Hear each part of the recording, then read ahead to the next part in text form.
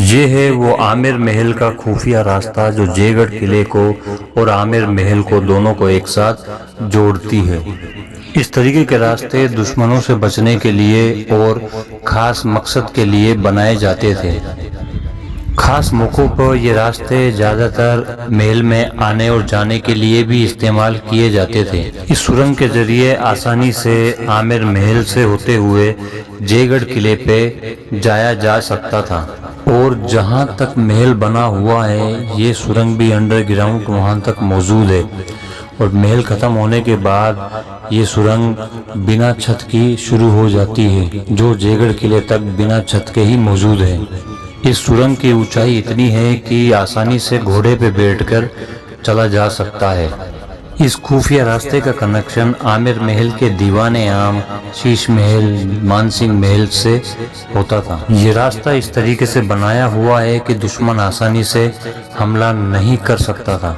जयगढ़ किले में जाने के लिए शाही परिवार इस तरीके के खुफिया रास्तों का इस्तेमाल करते थे। जब भी ऊपर जाना होता था तो इसी रास्ते से ऊपर जाया जाता था।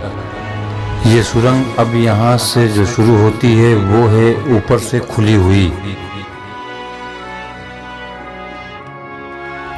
आमिर महल और जयगढ़ किले के बीच में बने हुए दरवाजे तक ये सुरंग अभी चालू है।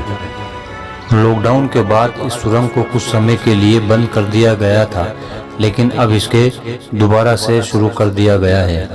अगर आप आमिर महल से होते हुए सुरंग में आते हैं तो इसकी एंट्री आमिर महल के पीछे की तरफ से होती है।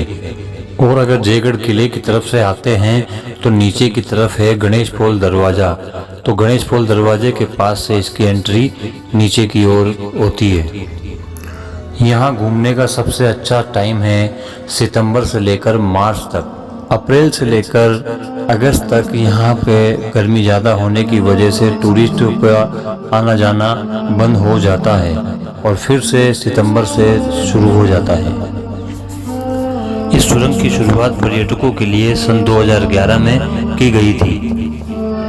राजस्थान की पर्यटन मंत्री बीना काग और जयपुर की महारानी दिया कुमारी के द्वारा इसका उद्घाटन 2011 में किया गया था और तब से लेके आज तक ये सुरंग चालू है।